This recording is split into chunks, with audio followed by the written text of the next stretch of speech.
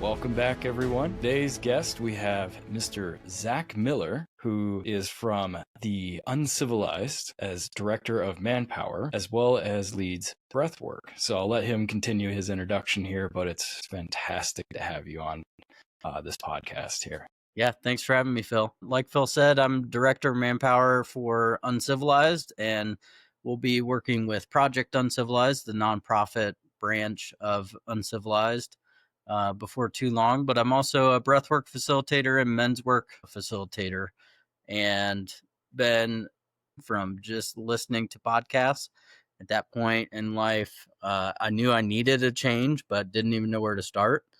So finding a handful of different podcasts I was listening to, Trevor was a guest on one of them.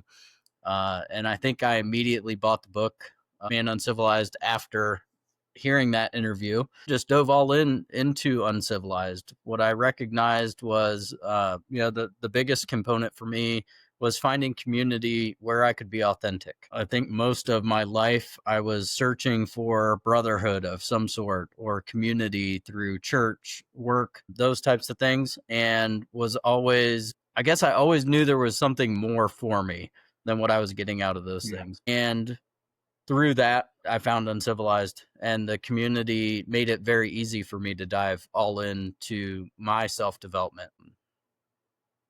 I think that's great. And it actually stems really well to a question I know we were talking about earlier prior to recording, was really how do men really become open, or like when's does the time when we're stuck in a dark place, or when we're just stuck in an addiction cycle and we know we need to get out? What is it that either occurs or becomes for an opening, and that what is needed to take advantage of those openings to go into something like Uncivilized? Because I know myself that experience with Uncivilized has been incredible.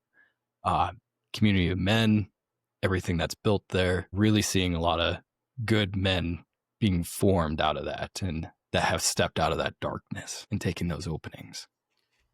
Yeah, a couple things for me. One, I didn't recognize how far down the hole of rock bottom I was at, and I'd hit rock bottom multiple times. And I think it wasn't until I was still hitting rock bottom with community that was intentional and that would call me forward instead of calling me out.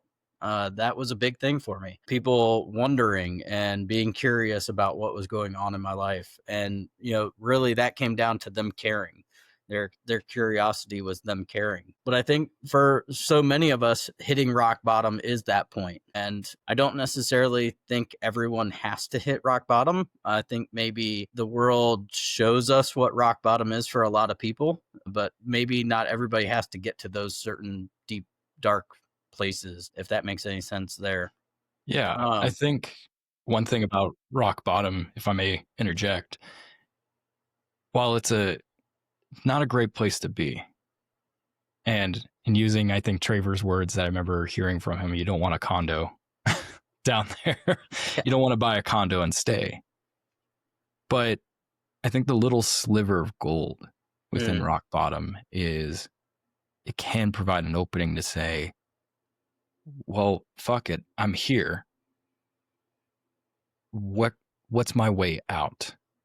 Because I have nothing else to lose. Yeah, I used an analogy one time, like I was sitting in the bottom of rock bottom and I had all the pieces to build my way out. And I'd build a couple, and then, the ladder I was building, the bottom rung would give out and I'd be back at rock bottom. And I was just kind of stuck in that cycle. And then at one point, kind of realizing I have all the tools and materials, and I'm meant to be building a staircase, not a ladder. And, just recognizing that they were very similar things, but I wasn't building the pieces of the foundation weren't strong enough to hold the rest of it, I guess. So just recognizing that, one, I get to choose how long I stay in that place. And two, like utilizing my tools and resources and what's true to me, not necessarily what's true for everybody else and what worked for everybody else. My way might be a little bit different, and it might require completely different set of plans than anybody else's to get out of this a similar spot that they may have been I don't in. know if you can describe a little bit more about just a little bit into what rock bottom was. Yeah, for me, for a long time, I struggled with alcohol, and really looking what I know now from doing addiction treatment and studying personal research and my own personal development. Um, Sorry, I just lost my train of thought there. All good. All Say your good. Take a question one moment. more time for me. Yeah, just like what's some elements of rock bottom? And actually, I want to enhance the question a little bit. What was that first real beautiful staircase stone that was a solid foundation that helped you start to get out and to build from, not the breakable ladder that was going on, but more that solid first step? I'm curious to get going into some of those things. Yeah, for me, when I found Uncivilized, one, I didn't think things were as bad as they were at the time. Was just getting into a relationship, previous divorce with 2 kids involved. And at the time I was still drinking. And, drinking for me, I started around age 15, 14 or 15, just drinking with friends, beer here and there. And then when I got into public safety, so a lot of my background's in public safety. I started at age 19 in fire and EMS. Then I was also a 911 dispatcher and a police officer. And getting in at age 19, alcohol was socially acceptable and a lot of the time socially promoted as ways to deal with the things that we were involved with in those realms. I remember having a rough EMS call and going to the bar afterwards, or going on a motor vehicle accident that was an obvious drunk, and then a terrible scene, and then going home and drinking. Yeah. So for me, I was in that cycle a lot. But really, it came to a point where rock bottom for me was losing relationships over and over again.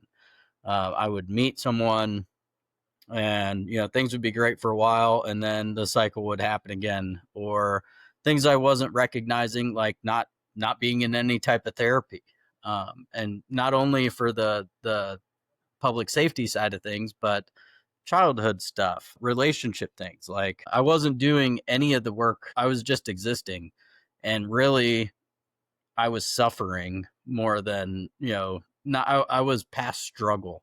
Like, I think struggle is a good thing. Struggle is part of, human evolution, but I don't think we're meant to suffer. And, for so much of my life, I was suffering, and it was, covered up and masked with substances of any kind. One thing I wanted to note too is 911 dispatching. The struggle that those folks go through, and yourself, I'm Yeah. sure, to take calls but not be able to actually go out and help. And Yeah. especially background that you had with being a previous, fireman and all that, going to the scenes and then going to 911 dispatch.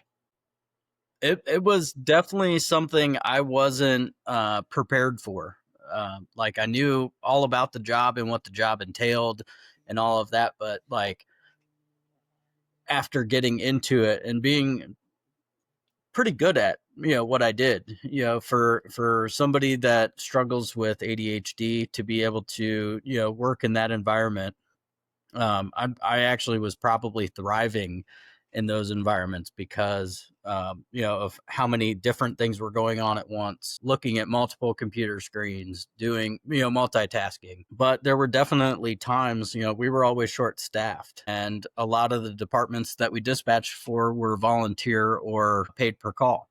So sometimes their response times were slower, including departments I worked for, and having to take a 911 call. You're always dealing with people's worst case scenarios. They're not calling you because they're having a good day. They're calling you because in their world, they're having the worst day of their life.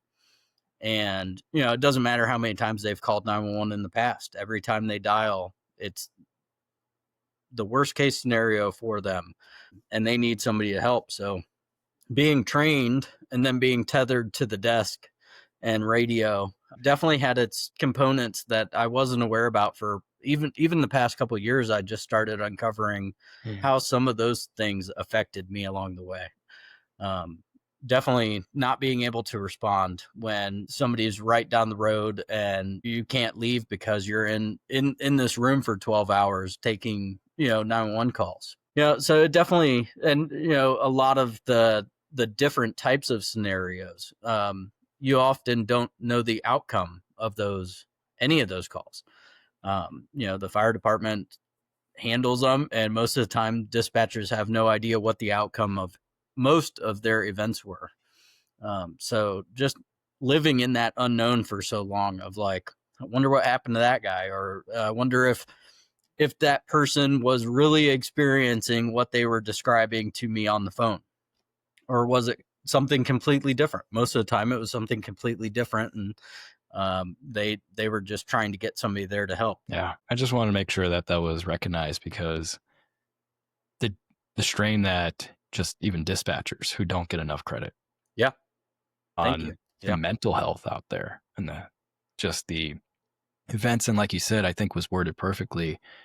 When somebody calls 911, 99% of the time, they're in the worst case scenario, even Yeah. though it could be something minor, but they're in the worst place possible. Like, I'm under attack, or somebody near me is dying. And that's just something I think I could see just affecting psyche very much, and mental health of those that work Yeah, in and that. if nobody's talking about it, then people just think it's their normal.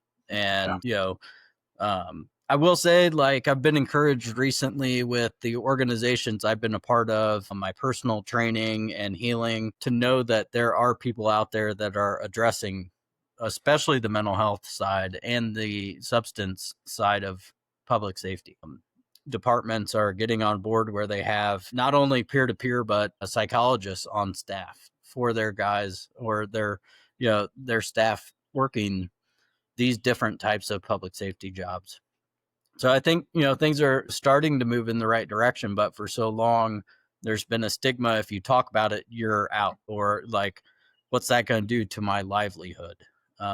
Is it going to mean that I don't get to retire with honors? There's so many different things that a lot of guys were worried about. And, to know that there are systems being created where these people can continue in these jobs, and that, like, just because they don't know how to deal with it right now doesn't mean they're not going to be able to finish that career that they love so much. Yeah. I loved the roles that I got to serve in, but for me, it was just part of my journey. It's not, that wasn't my career, that I was going to retire from. Now I get to help people get to retire in those jobs, instead of, making it 20 years and not knowing how to deal with any of the mental health side.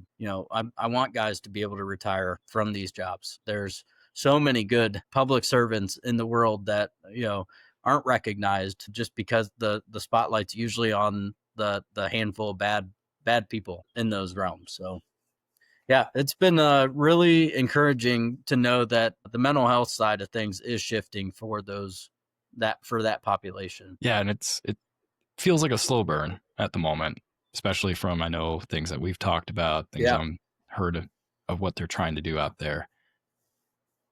But what would you say, still current stigmas that are prevalent with anybody working in these types of areas, I should say? Yeah, being, outside the actual realm of public safety for, I think, going on 7 years now, I think the stigmas are still there, of that if I talk about some of these things I've done, seen, smelled, been a part of, witnessed, all those types of things, that people are going to lose their position, their ranking. They're not going to be viewed the same. And really, at least from my perspective now, is like, if you can see where these people are struggling and why, there are solutions. Help with the longevity of their careers, I guess. But the stigma, I'd say, is still really wide, that if I talk about these things, I'm going to not be able to do this job that I love so much anymore. So, speaking to that, what is your advice for those that are stuck in that stigma, or that are still hearing this and saying, I know I need help? Yeah, I think a lot of it comes back to the easy side of things is you don't know what you don't know. And so many of these departments have done things the same way for years and aren't seeing any different result. They're seeing the same results over and over again. So I think um, it's going to take humans being brave to talk about the things that they're dealing with. And that's also going to take support and overall kindness and love from the administration side of things, not only department level peer to peer stuff, but all the way up to the administration. I think is where the big change is going to happen, where people are going to be able to start talking about these things without worrying about losing their job, and they're going to be able to get help on the therapy side of things, which, isn't going to take them out of the job. It's only probably going to make their job even better, or their connection with their community better, because they're processing some of these things. They're not, just going one call to the next. They're actually taking the time for themselves to work through some of the terrible things that, that group of people sees on a daily basis. Yeah. Last question around this area. Yeah.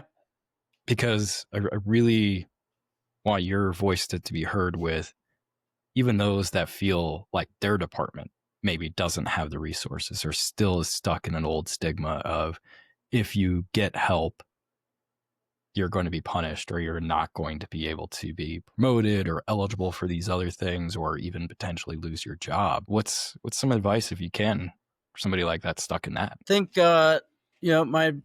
my advice right now would be to find someone safe to talk with, whether that's somebody you trust in the department or a therapist that understands the public safety side of things. There are quite a few therapists that specialize in public safety, which, to get somebody, they might not understand every single thing, but they at least understand the majority of what each person seeing, dealing with, being a part of, and how to process that for each person. Public safety is kind of a bunch of stubborn people, like just allowing and finding that safe person that you can start the conversation with, of like, hey, have this going on, and I know I should probably talk to somebody about it, but I'm still worried about this little bit of it, that I'm going to be seen differently, or that I'm not going to be able to continue in the position that I'm in. Like, having that person beside you to walk through,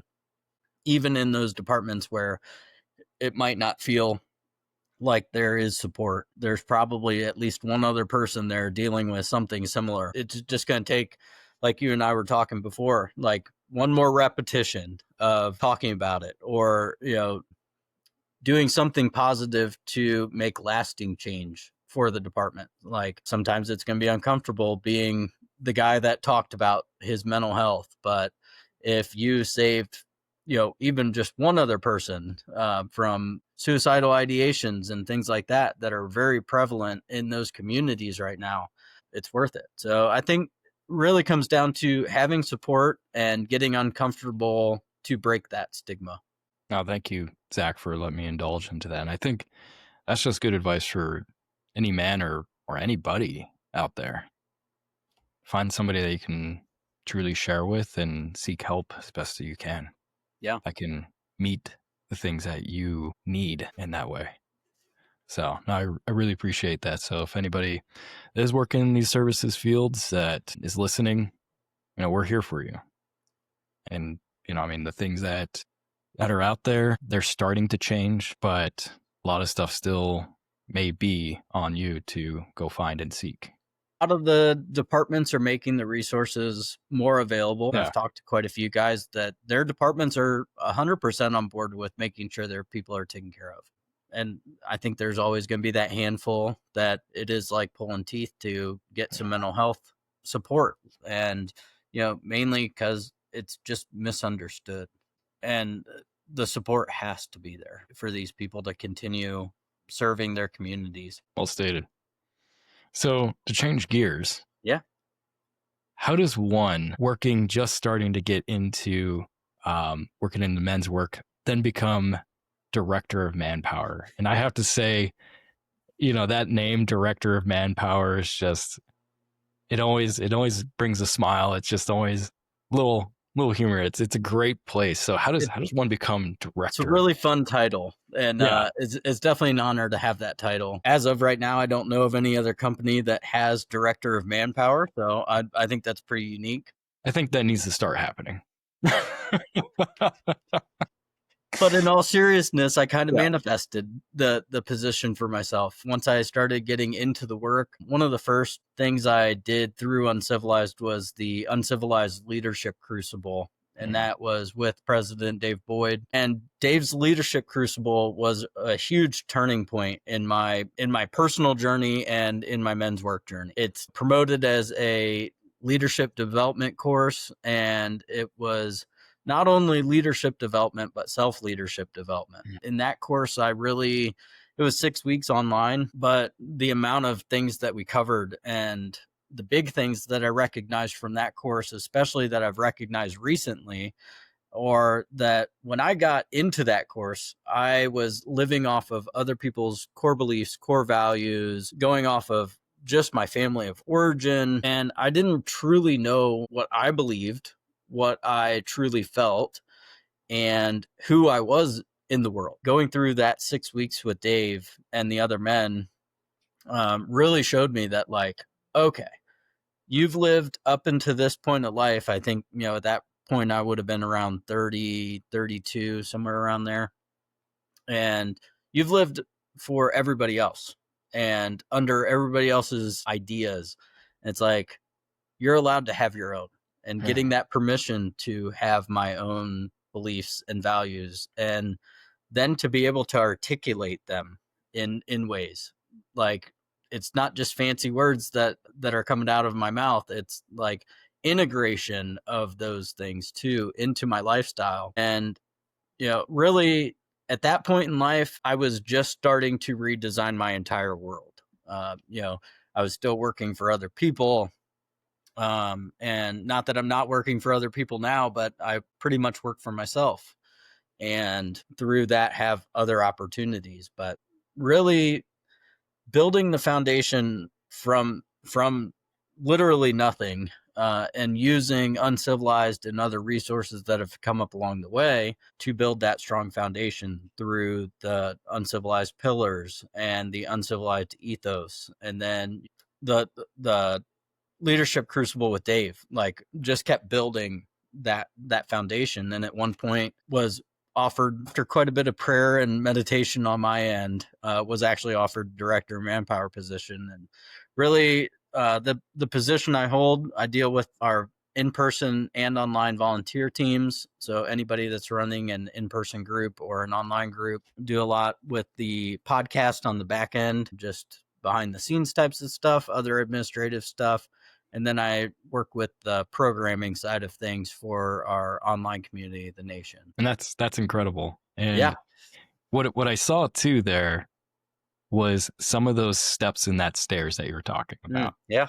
So I was curious if you could dive a little further on building those steps as well to like where you got to today. Yeah. I think, it's when I first found this back in 2019, I was still very closed off. And a lot of that came from family of origin side of things, whatever core beliefs and values I had at the time. And, they might have been kind of crumbly stairs. They might have been functional, but they weren't like really nice, beautiful, decorative stairs. And so I think really using every opportunity and being open to whatever is meant for me out of each opportunity. I know we were talking before. I reference following threads a lot, and like sometimes the thread's real short, and it doesn't take long to follow it to the end. But sometimes you start pulling on that thread, and it just keeps on going and going and going and going. And parts of my journey have been that way. My spiritual side, it's a thread that just keeps on going. I just keep finding, I get to an intersection where it might meet something else. And it's like, as long as I keep following the original thread, more things keep coming up. And I think really just being open to the different opportunities that are placed in front of me. I think, before I started in this work, I remember saying how much I hated change. I hate change. I don't do well with change, those types of words. And now it's like being able to recognize change is the only thing that's going to constantly happen. And, just shifting that mindset of like everything used to happen to me and now things are happening for me. And cliche as that sounds in the real world of like, no, things do happen for me. They're opportunities to see different perspectives or try things a different way or get out of a negative cycle that I was in for years or the majority of my life. Those things take time, but all I have to do is be open to the possibilities. No, I love the way that you described picking up a thread and like pulling. It's just seeing how far that thread goes. Yeah.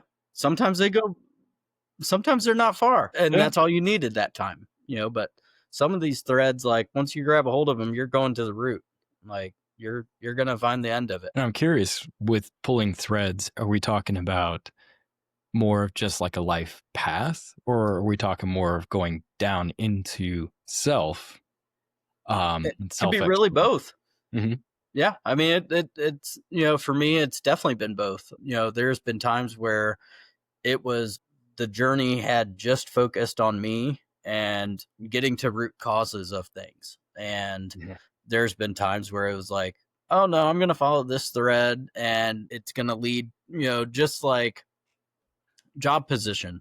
Before I got offered this job, I was working in a carpentry shop. And the same thing, I reached out to a guy on Instagram, and next thing you know, he offered me a job. So it's like being open to those really special moments too, of like, yes, this is what I was praying for and manifesting. Here's my opportunity. If it's what I really want, I have to go for it.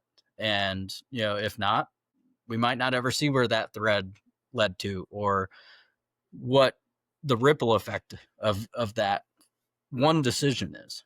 That's beautifully stated. It is incredible once we start finding threads, because I believe that too. It's bi-directional. Yeah. It can go down into you and find the roots of certain places that need to be healed, places that need to be brought up and explored within ourselves. And then other threads, like the spiritual thread and other components, like where you started pulling on the uncivilized thread. Say, okay, where's this going to take me? Well, now I'm director of manpower. Well, let's continue to see where this goes. And I know you guys are building so much more too. And it's incredible because I'm pulling threads right now. Yeah. And saying, hey, where's this podcast going to take me?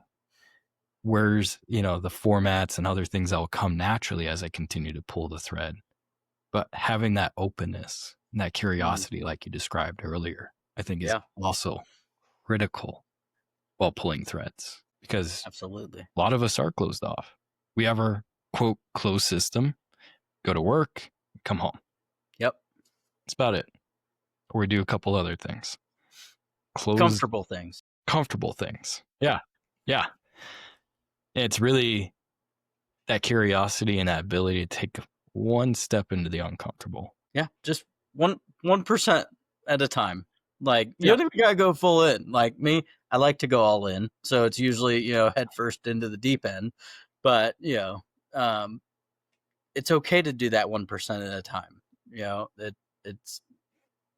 It's definitely the marathon over the short, fast race. Exactly. And that's the thing. A lot of people try to run to the end of the thread. Sometimes those threads. Yeah. I mean, I was always looking for a shortcut. Like how can I jump from this thread to the next one and, just smooth sailing. Well, it's not smooth sailing. There's going to be bumps in the road and speed bumps that you have to navigate and potholes and, all of those things are still going to come up. It's just navigating them different. This where before it was probably a little more reckless and just, ego driven, following what I thought was intuition, but really it was just ego driven. Like I need to make this, I'm going to set this goal and I'm going to make the goal. Now it's more like, okay, the end game might be longer. It might look completely different. All I got to worry about right now is being present in what I'm doing. And I think that's actually a good place to open up a little bit more. It's like, how do you determine whether something you're doing is ego driven Oof. versus something that maybe you're just a little bit more curious about and that you should be exploring a little bit more? Say that one more time, because that Yeah. was good. So, how do we find the difference between understanding what might be ego driven based path or a place that we should be open and curious about that isn't driving us from a place that we feel like we have to go, but maybe more of a place that intuition based that we know we need to go? Yeah, I think, for me, at least, looking back at the beginning of this journey, I was so closed off. Like the words, like, where do you feel it in your body? Like, one, didn't even know what that meant. And now it's like, okay, for me, when things are from my true self, I feel it more in my heart, gut. If it's more ego driven, it's probably because I'm all in my head. So really just taking that time to be present with my body and recognize where those things are coming up. Like, I personally get a flutter, is the best way I can describe it, in my spleen area when I'm working with my true self and intuitively, very intentional. But I become very disconnected from that when I'm in my ego self and when I'm operating for what Zac wants and maybe not necessarily truly aligned. For so many different parts of my life, it looked like I was aligned, but there was something off in the background where, like, I don't even know how to make that make sense anymore. There was just always something that wouldn't work out.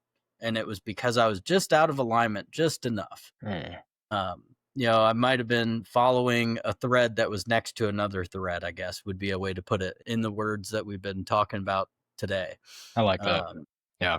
Well, actually, curious of where you're talking about feeling it in your body versus just like the head based logic and the ego based voice. And when I say ego, it's, not always a bad thing. No, And I think that's, I think there's definitely a place for Mhm. the ego to have its place too. Yeah. But a lot of times when we have many wounds and triggers and other things that maybe we're not even aware of, ego can take over I'm trying to find the best word, from a darker place, Yeah. a little bit more um sadistic rather than promoting and supporting you. But thinking upon that, um I want to jump back to the body component of like how you felt in your body and your breath work facilitating. Yeah. I think would be a really cool parallel to explore. Yeah. I'll just share a little bit more about why breathwork's such a big deal to me. Mhm. I had done a couple online sessions before my first in-person uncivilized initiation back in April of 2021. Um, was intrigued, but didn't have like super big experiences doing it online. And I wrote about it recently, but my first experience in person was at that 2021 initiation in the room that you got to do breathwork in as well. And for me, breathwork, the things I've learned about it now is everybody's going to get the experience they're supposed to have. For that first experience, for me, the best way I can describe it is I had an Instagram reel of everything that I had ever been like at a ton of different like fire and EMS scenes, incidents that I'd been a part of, Oh, people I was with when they were dying, things like that. wow. That was what was going on in my breathwork experience. And it would come in waves. And a lot of it was really confusing at first. Like, what do I do with this information? And having Michael and Dewey, especially after that first session, was a game changer for me. That first session was the first time I was able to accept that what I was dealing with in life was PTSD. So after that, I continued with with breath work and diving into meditation practice, breathing practices. And it was like, okay, if if this is the thing out of all these years that helped me recognize it, there's something here. Like I need to know more. And so it really came down to, after I got into coaching, breath work for me was like, it's available to everyone. There's no drugs involved. There's no legal side of things. Um, it's a practice that's available to everybody, and as long as people commit to the practice, they're going to get what they're meant to out of it. Whether that's a very peaceful experience, a very funny, joyful experience, or sometimes it does have to be kind of dark, like my first experience was, where I needed to see all that stuff again to recognize where I was at in life and why the cycles were continuing. Um, and I'm going to take a breath there. Let me know if that helps or if I need to clarify further. No, I think you're going down a great path of explaining how breathwork really just helps open up certain things and see what's behind the mask. And a lot of times that's what ego is wearing, is a mask. Yeah. It's not You know, hate, for, it's just a mask. yeah, for me, you make a really good point there. Like for me, I would venture to say I don't have access to the ego when I'm doing breath work. It definitely tries. Like my brain has definitely been like, this is stupid. You're making this all up. Everything you're experiencing is made up. Those types of things. But as long as I stay committed to that breath, the true self really comes up and opens up.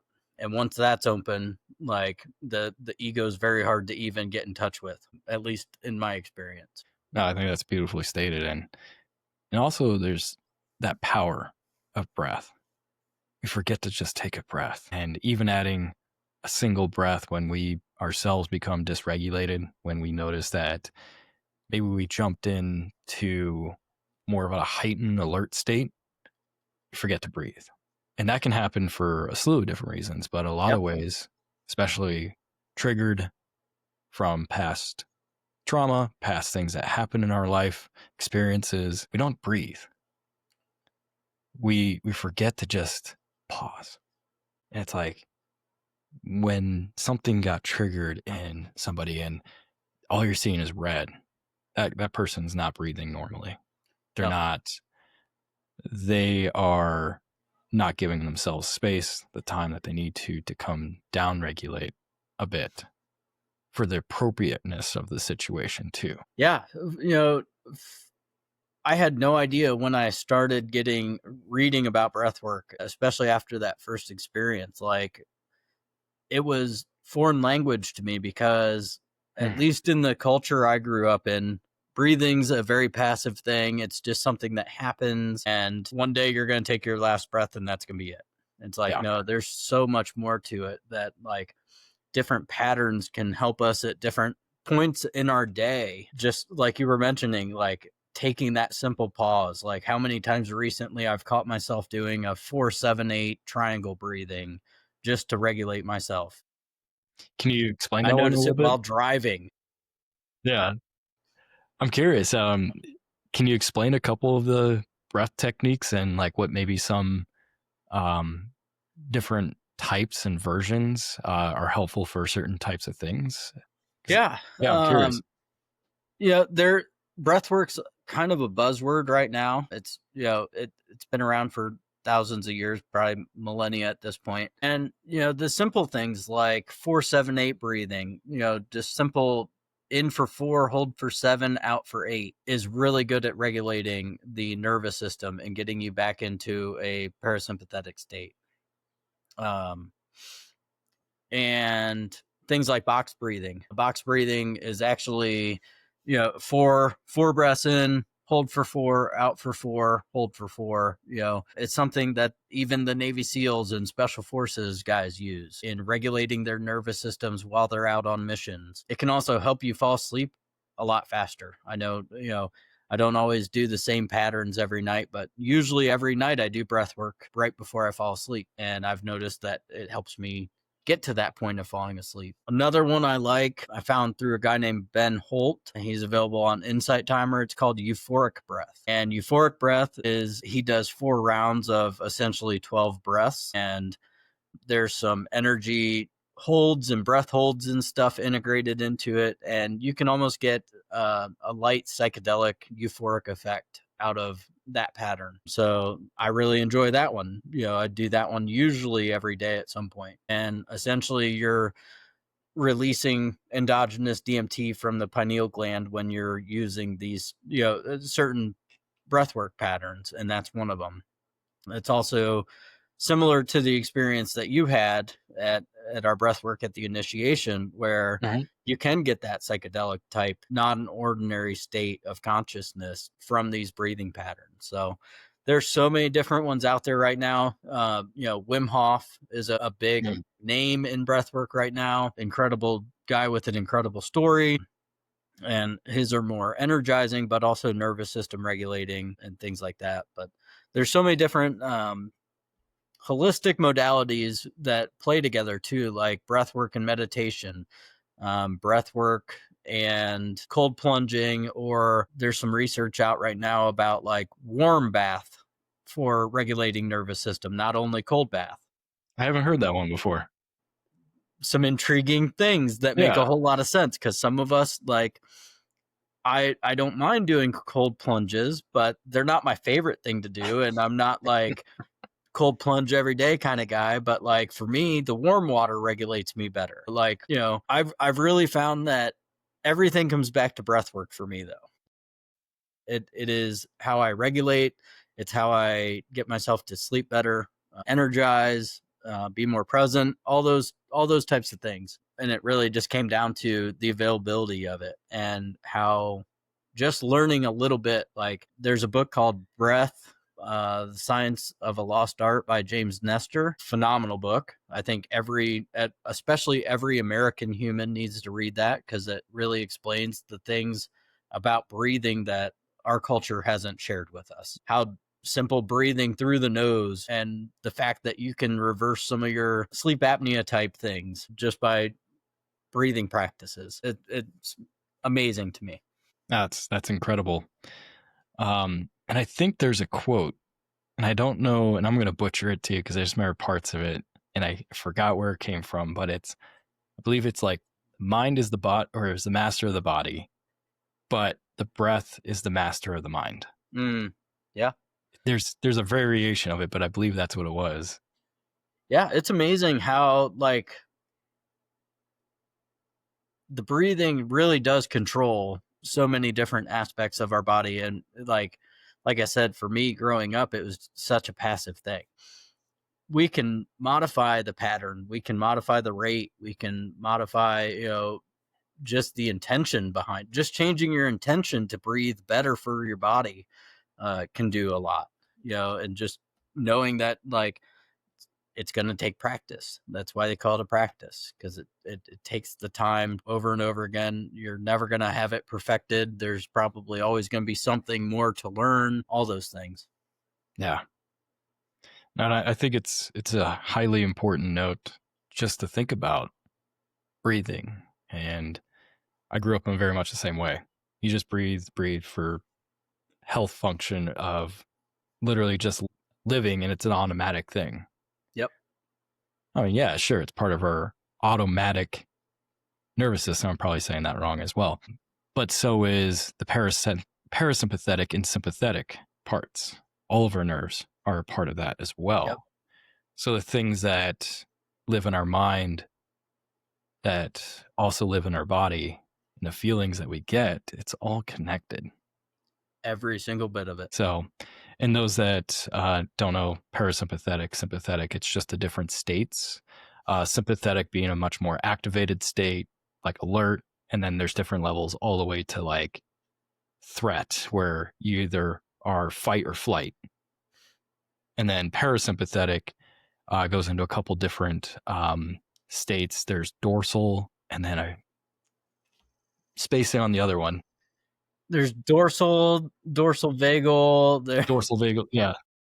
Quite a bit with the polyvagal theory side of things. Ventral. That's it. Yeah. Had a note here.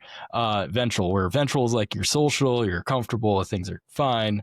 And then the dorsal is more of your mobilization. That can be collapse and all that. Those are severe states of it, but it could also be something like, oh, this is the state I sleep in. It's more going into that dorsal. And it can be a couple different things. Like right now, you and I are probably both in a ventral. So we're very social, we're comfortable with each other, but we're also a little sympathetic where we're activated, talking, Yeah, and anticipating. participating. So, but it's all connected. A lot of those different parts of our body is connected, and breath being a major place to help us kind of regulate and also help tame a bit of ourselves too. Yeah, definitely the regulation side of it, especially like just the fact that I know if I'm noticing myself get anxious, I can drop into one of those patterns and almost immediately feel a difference in being anxious or not anxious. That's just amazing to me. Yeah. Yeah. And definitely But things I wish somebody would have taught me at a younger age. likewise, likewise. Um, grew up in the same kind of capacity, not a lot of information of what trauma is, diving into that. I had good parents, but now this information is so prevalent out there too, because we live basically almost in the over information age Yeah, definitely. where everything's so readily accessible. Now we're kind of going into an age of where we have to parse information out for ourselves of what's best. But I sidetrack. That could be Whole other conversation there, bro. that could be a whole another 2-3 hours we could talk. Definitely But could be. yeah, yeah.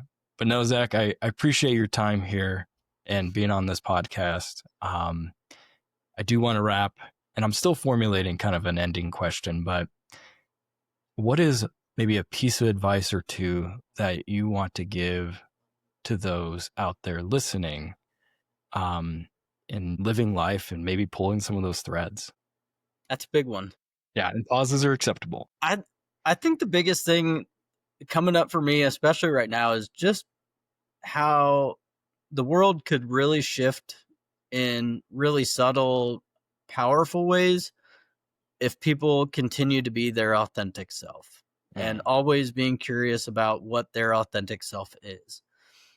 I've changed the music I've listened to over the past couple years because, I liked listening to other stuff other than country music, which is what everybody around me listened to, and just really following the thread of authenticity. Like, where does that lead? And to me, that's one of the longer threads, and that one just keeps coming up. I think the more authentic we can be, the more we're going to be able to connect with people on a deeper level than just the surface level that social media is kind of promoting. It's very surface level stuff. So I think the authenticity thread takes us a couple layers deeper, and to be able to really connect as humans. I think so many of us are dealing with such similar phases and parts and elements of life that, like, really we just need to share with other, and it doesn't have to be shared with everyone. I think sharing with the right people, and I think we find those right people with authenticity. And I know the people that I've aligned with are some of the most authentic people I've ever met, and that that encourages me to be my authentic self too. So I think my advice to everybody listening to this would just be do whatever you can to be you, and be fully you, and then become unapologetically you. Beautifully stated, brother. Beautifully stated. But well, thank you again. And how can people reach you, both, let's say, the Uncivilized route and the breath facilitator route? Yeah. So for the uncivilized route, if you're a man or if you know a man looking for community, online courses, in-person events, please check out manuncivilized.com. If you have any questions or want to reach out to me that way, my email there is just Zac, Z-A-C, at manuncivilized.com. And then for the breathwork and personal coaching side of things, I also share a lot on my written blog on my website. It's evolvingguidance.com. Email for that's just Zac, Z-A-C, at evolvingguidance.com. And yeah, you can find me mostly on Instagram. I don't do a ton of other social media right now, but on Instagram, pretty active. And it's just at Zac_evolving for pretty much any of the social medias, but that's one I'm most active on. Excellent. Beautiful. Thank you again, and really appreciate your time here. Yeah, brother. Thanks for chatting. Thanks for having me. Thanks, everyone.